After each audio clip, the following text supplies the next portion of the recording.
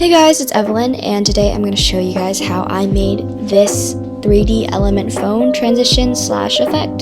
The first thing you're going to want to do is have a clip ready. Here are my composition settings. For my clip, I just have a clip of Elena with Twixtor applied and frame blend also applied to the clip. The next thing you're going to want to do is add the 3D part. 2-finger click, go to new, and click solid. Doesn't matter what color it is, just click OK. Element is a 3D plugin that you have to install separately, but I'll link a tutorial on how to install the plugin for free down below. Make sure you're selecting your layer before you double click or drag on the effect. Next thing you're going to want to do is go to scene setup. Next you're going to want to press import, and you're going to want to get the OBJ file, which is going to be the 3D file, and press import 3D project.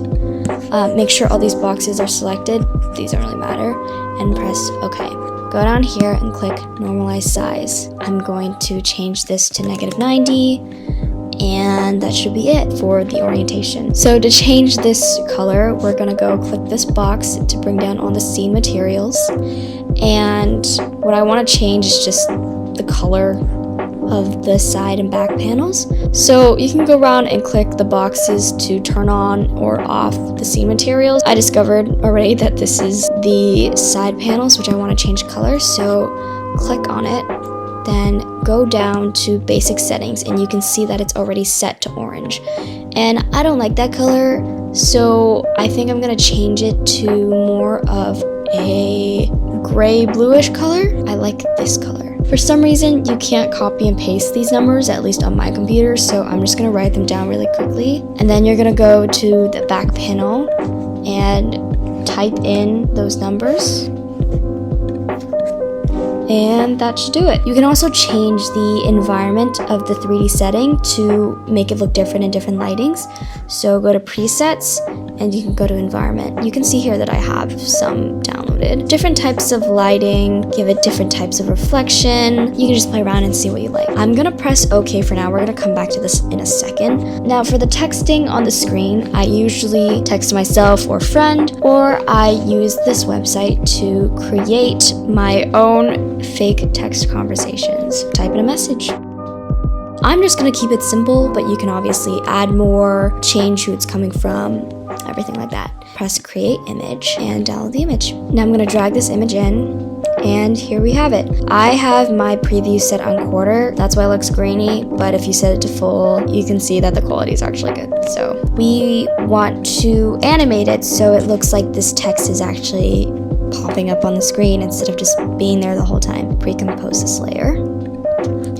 And I'm gonna go in. We're gonna change the width to 1125 pixels, and then we're gonna change the height to 2436. We're gonna zoom in. I'm gonna set my preview to full so I can see the details. But I'm gonna zoom in, select this pen mask tool, and I'm going to start masking this text. Clicking one dot, and I'm gonna drag it out so that it has these two lines. I like using these ball points to make it look more rounder and smoother. Mask the rest out.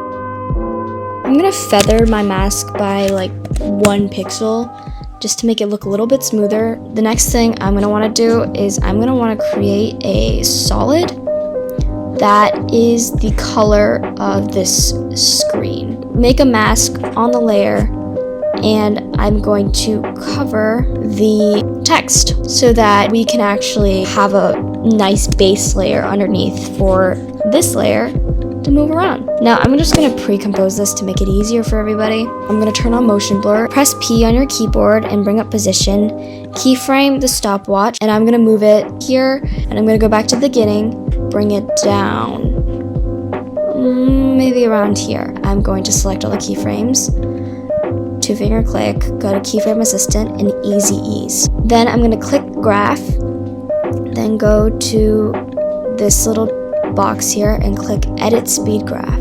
Manipulate this graph so that it's faster in the beginning and slows down towards the end. To add a little bit more detail, we're going to keyframe the opacity as well. I'm going to keyframe the opacity to 100% and drag it to the end, and I'm going to put 0 in the beginning, and I'm also going to easy ease these keyframes, and I'm also going to graph it so that its opacity goes up faster in the beginning.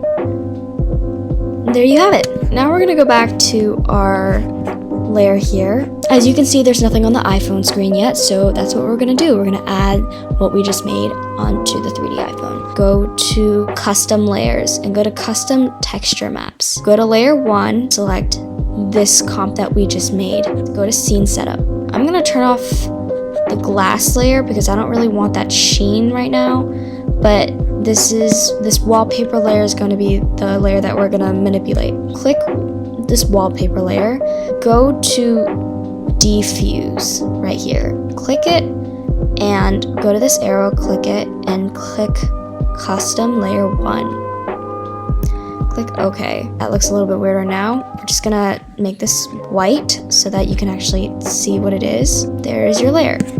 Click OK to apply. This looks funky dimensionally, so I'm gonna go into the iPhone layer, pre-compose this so I can affect it as a whole, scale it down a little bit, see if that makes it. Yep, that made it a lot better. You have to make sure the video is going along with the solid. If you move it away, then it's not gonna be there. You have to move it where you want it to be on the solid layer, if that makes any sense. This should be easy for you if you are familiar with null objects. Click on World Transform, and over here it says Create World Transform, and we're gonna create this.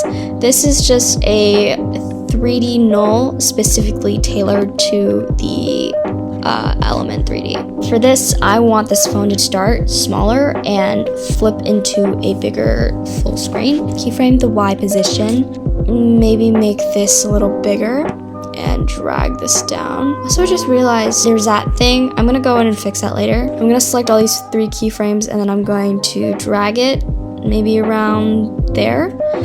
Scale this down in the beginning, maybe bring it down a little in the position, drag my Y rotation, select all these keyframes and key assistant and easy ease all of them. Still selecting all of these keyframes together, go to graphs, go to edit speed graph and select all the graphs that you see. Manipulate this graph so it looks like this. Make sure that all the graphs are selected or else they're not going to be in sync and it's going to look weird. So if you're familiar with overlapping null objects to make smooth motion, this is exactly the same thing. I'm going to duplicate this world transform null and I'm going to delete all these keyframes, pick whip, I'm going to drag it to the top world transform null. Start the next movement overlapping with the first. By overlapping the movements on top of one another, it doesn't look as choppy and it looks more put together and smoother. Keyframe all of these again. Also going to add a Y rotation to the mix. What I'm going to do is I'm going to scale it down, move the position, turn the phone like this. I'm also going to add a Z rotation just for fun. Now you're going to do the same thing. You're going to select all the keyframes and easy ease them. Here is where we want most of the movement to start, so I'm going to drag everything to be here maybe. You can play around with the graphs. I like to keep mine pretty loose for the most part, so you just keep playing around with it until you are satisfied with the result, but that is the basic concept of it. I'm also gonna go in and fix this white thing. I figured out that it was just this little thing. I'm just going to make it black so that it blends in with the rest. I'm also gonna go back into the iPhone layer and I'm going to make it so that this happens a little later. Now that we finished our null layers, I have about 4, just in 4 steps. Zoom in, zoom back out, go down. This is the final touch that we can add. I'm going to select the base clip, or in my case, the Yelena clip, and I'm going to apply camera lens blur. Keyframe it so that it starts with no blur in the beginning.